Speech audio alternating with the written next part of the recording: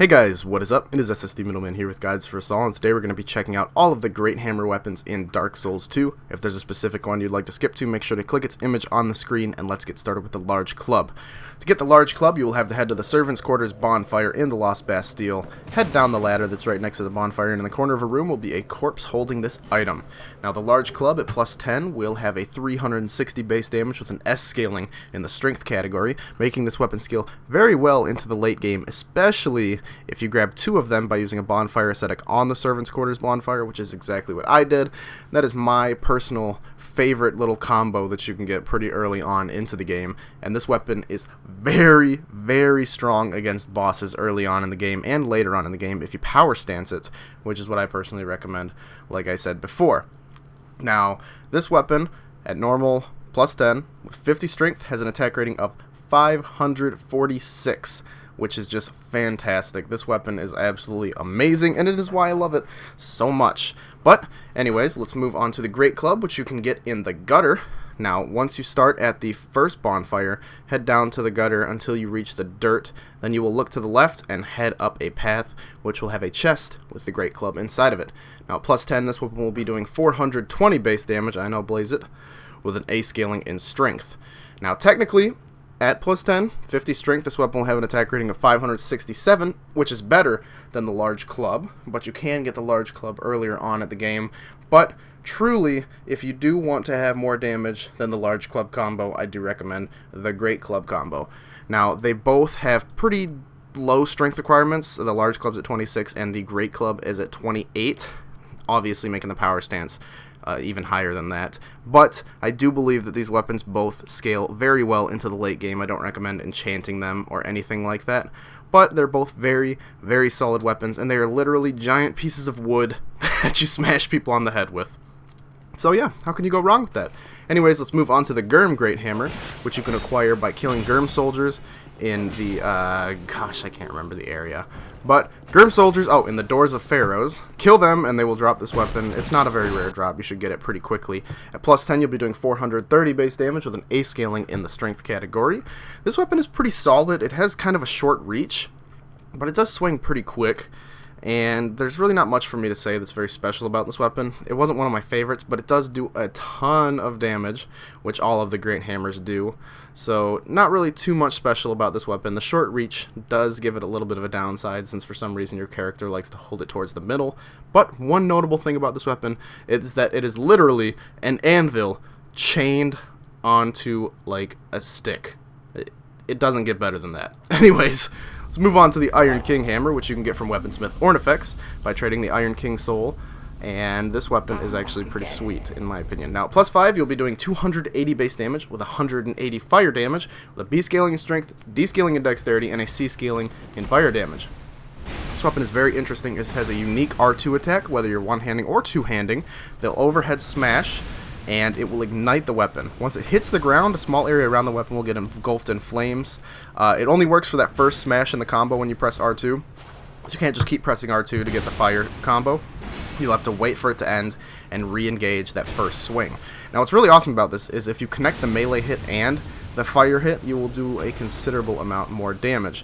Now, I do like this weapon a lot, but it is not, in fact, one of the most powerful Great Hammers. It's just one of those things that is a lot of fun to play with. And like the other Great Hammers, it swings pretty slow. It's kind of easy to parry this weapon, and unfortunately this one also has a pretty short reach compared to some of the other ones. Anyways, let's move on to the Malformed Shell, which you can get in Aldia's Keep behind a very locked door, locked and chained and everything. You're going to have to get one of the Cyclopses, bait him all the way over to that door, and then get him to attack near the door, which will break it down, and inside you can open the chest that contains the Malformed Shell. Now at plus 5, which this is upgraded with Twinkling Titanite, you'll be doing 430 base damage with an A scaling in strength. Not really much special about this weapon. In fact, it has the same exact stats as the Gyrm Great Hammer, 430 base damage, A scaling in strength, making it really not too unique in my opinion. I think the Gyrm Great Hammer is better because of the fact that it has more durability. It might weigh a little bit more, but in my opinion, the Gyrm Great Hammer is better than the Malformed Shell besides the reach. But yeah, not my favorite weapon. Sorry if I'm dissing it to all those Malformed Shell lovers out there. I'm sure you're out there.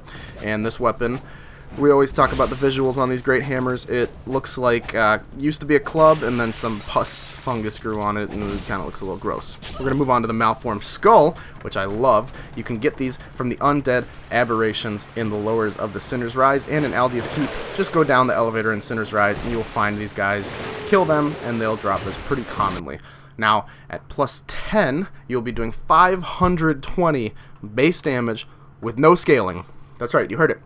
No scaling, which means that you will definitely want to infuse this weapon with raw or enchanted, making this just a zero downside to enchanting this weapon with raw or enchanted, although I do personally recommend raw, as it will give more of a benefit.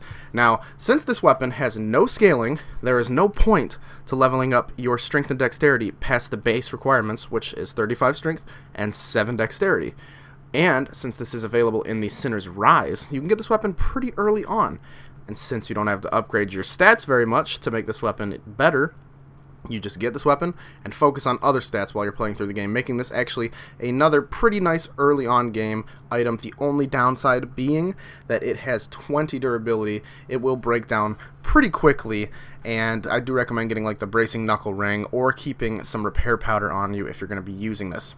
And now moving on to the Dragon Tooth, which should look very familiar if any of you played Dark Souls 1. You can get this from the Dragon Eyrie. You will find it in a nest full of dragon eggs right by where you fight the first dragon. Just roll through those eggs and pick the weapon up. However, if you're playing the Scholar of the First Sin edition, you will find this after the Belfry Gargoyles boss fight. Go down to the area where the dogs and the NPC invader are, and it will be where the Bastille Key was in regular Dark Souls 2. Now, ironically, you upgrade the Dragon Tooth with Twinkling Titanite. At plus 5, you'll be doing 470 base damage with an ace scaling in strength, giving it very high damage, and you also get 50 points in fire and magic resistance. Pretty cool weapon. Obviously, this was Havel's weapon in Dark Souls 1. Everything everyone despised is people who wear Havel's armor, but we're not going to talk about that right now. If you do have high poise with this weapon, it is a fantastic weapon. Obviously, it swings slow like all the other great hammers, but the high damage and obviously the high poise breaking ability of this weapon makes it pretty nice to be used against opponents who are using, quick swinging weapons or whatever, trying to snark you in PvP. But yeah, that's all I have to say about this weapon, so let's move on to the Giant Warrior Club. You can find this in the Memory of Vamar, where the giants are fighting the malicious soldiers. Go all the way past those giants in that middle area, and go to the right corner, and you will find the Giant Warrior Club. Now this is another one of my favorite weapons here. At plus 10, you will be doing 520 base damage with an A scaling in strength, making this guy an absolute monster for strength builds. Yeah, that's not really much that can match up to this guy's damage, but it is the second heaviest weapon as well with 30 weights, which is going to weigh you down quite a bit, but I absolutely love this weapon. If you use it two-handed, you will deal an absurd amount of damage, especially if you can get a parry or a backstab with this. You will almost certainly get your opponent down to less than 500 health, no matter what their armor, what their health pool is. It is going to deal a crap load of damage with parries and backstabs. Now, I've never tried power stancing this weapon, but I imagine it is pretty nasty, as the damage is very high. Although the strength requirement is 60, I do recommend this weapon for anybody using a strength build. You don't have to upgrade your dexterity at all, as the requirement is only 6. So, yeah, that's really all I have to say about this weapon, so let's move on to the Demon's Great Hammer, another weapon you might recognize if you ever played Dark Souls 1. You can get this by trading smooth and silky stones or petrified somethings to Dinah and Tillo in Things Betwixt. This is a random drop, you're not guaranteed to get it, so get farming on those petrified somethings. You upgrade this bad boy with Twinkling Titanite, and then plus 5, you'll be doing 450 base damage with an A scaling in strength. Obviously, since you can get this weapon right at the beginning of the game, if you're lucky enough, because you can get a petrified something from your starting gift, you could have an insanely powerful weapon right off the bat. Unfortunately, the strength requirement is 50, although if you have 25 strength, you could two-hand it, giving you a shite ton of damage right off the bat, because you can get your strength up to 25 very quickly, especially depending on what class you started with. Now, like all the other ones, this thing has huge weight, 26, and high strength requirements, but I find this weapon to be very fun to use, especially because of the nostalgia factor that you get from using a weapon from Dark Souls 1. Maybe that's that's just me, but I absolutely love when they put weapons from the older games into the newer ones. Anyways, let's move on to the Archdrake mace, which you get from the Archdrake clerics in the worst area of the game, the Shrine of Amanya. And once you get this weapon, at plus 10, it will be doing 250 base damage with an A scaling in strength and a D scaling in dexterity. It's definitely one of the more underwhelming Great Hammers. I really like the moveset because it is the moveset of a halberd, but unfortunately, it kind of only does moderate or kind of above average damage once you get it upgraded all the way up. Not one of my favorite weapons, but I really, really like the moveset, although I would rather have a halberd instead with this moveset. But that's just me. Not trash talking the weapon very much, as it weighs only 6, but I do wonder why they put it in the Great Hammers category. Now moving on to the Old Knight Hammer, which you can get by killing the Old Knight enemies in the Hyde's Tower of Flame, or you can go to Drangleic Castle and after the Dragon Slayer duo boss, go down past the bonfire, climb up the ladder, and once you get into the room with the stone soldiers, open the door on the right and you'll find 2 chests in that room. Open the one to the right and you will get the Old Knight Hammer.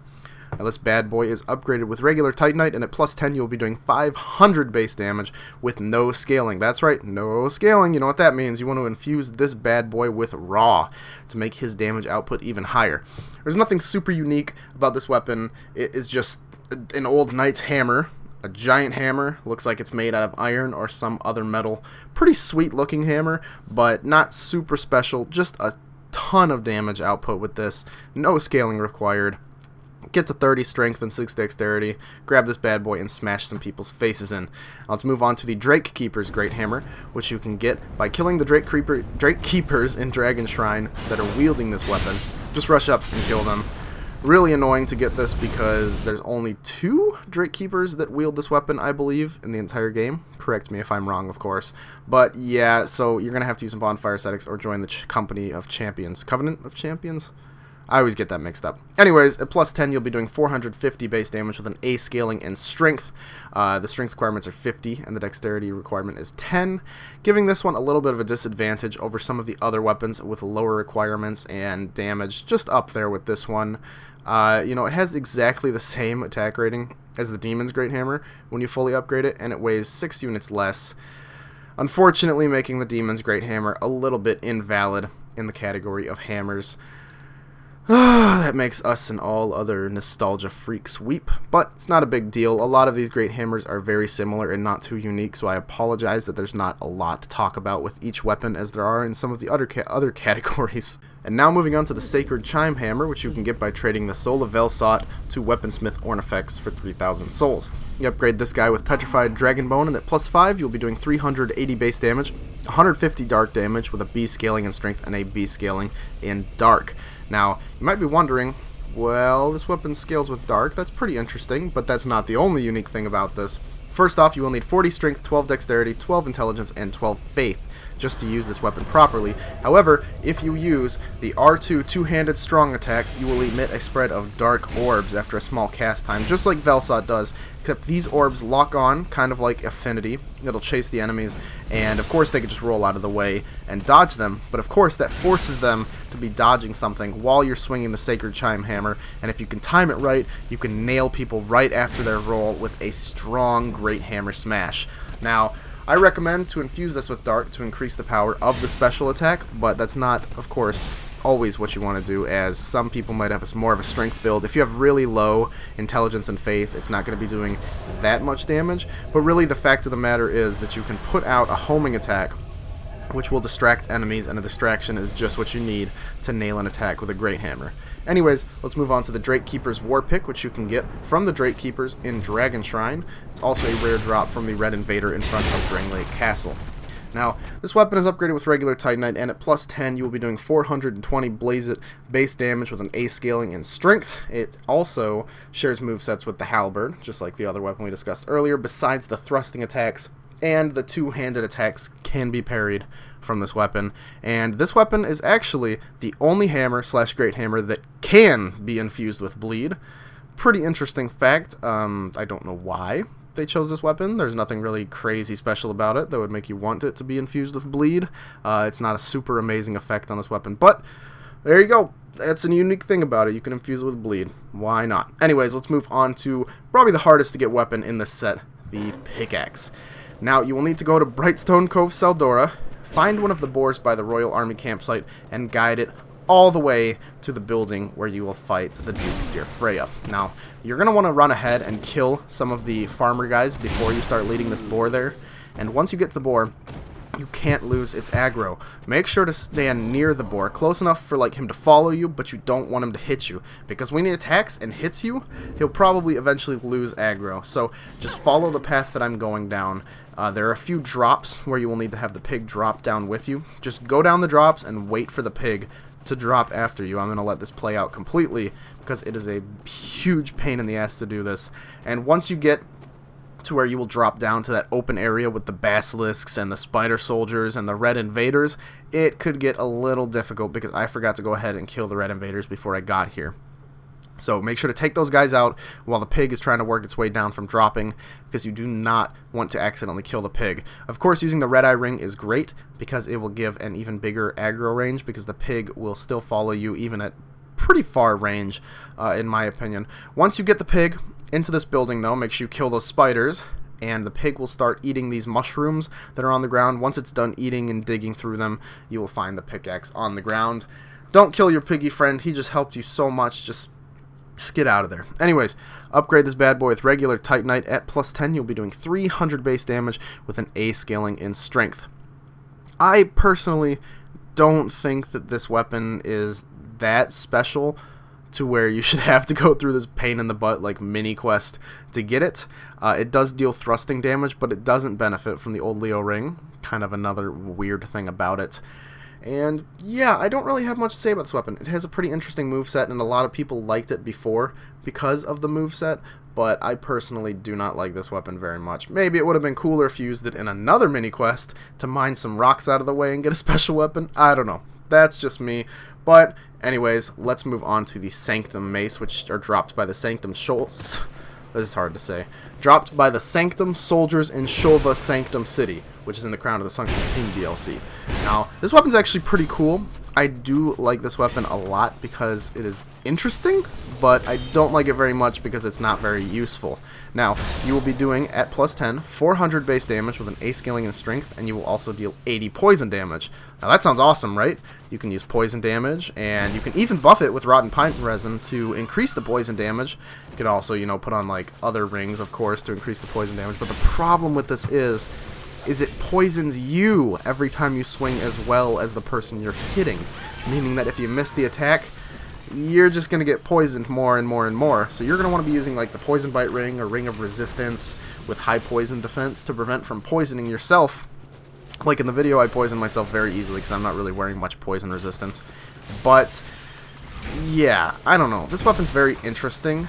I don't think it's super amazing, but it has the potential to be super cool. If you wear the Poison Bite Ring, the Ring of Resistance, and the Shadow set, you will almost fully negate the poison damage taken by the Sanctum Mace, which is pretty nice, but like I said, poisoning yourself absolutely sucks. Anyways, let's move on to the last, but definitely not least, of the Great Hammers. In fact, I would say this is the greatest Great Hammer in existence. You can get this from the Iron Warriors in the Crown of the Old Iron King DLC in this special area. Follow where I go, and you will find two of them wielding the Smelter Hammer. Now, this bad boy here is nicknamed the Chicken Wing for good reason. As you can see me holding this, it looks exactly like a KFC chicken wing. You will need 70 strength to wield this bad boy. Only 6 dexterity, but 70 strength. +10, you'll be doing 500 base damage with an A scaling in strength. And what makes this weapon so fantastic is the unique moveset that it has. Maybe it's not super unique, but just seeing this giant thing spinning around and just smashing people with it, there is nothing better in Dark Souls 2. Now, if you have 99 strength, you can actually power stance the Smelter Hammer using both of them in crazy combos, which actually has unique attacks when you're power stancing them that involve you flying and going crazy. I can't express my love for this weapon in one video. It would take forever to express how much I love this weapon. Now, I did not get 2 of them. I tried farming this for a while, and they would just not drop another one, so I recommend looking up a video of what power stancing the Smelter Hammer is actually like. It is fantastic and amazing. It is hilarious, and you will laugh your ass off watching this thing. You can make this even better by having the illusory ring spells so it looks like you're not holding anything, and then just flying at the enemies like Superman. They will freak out and have no idea what to do. Anyways, thanks for watching the video, guys. If you enjoyed, please leave a like, rating down below, and subscribe to see some more videos in the future. Let me know what your favorite great hammer is in a comment, and I will see you guys next time. Goodbye.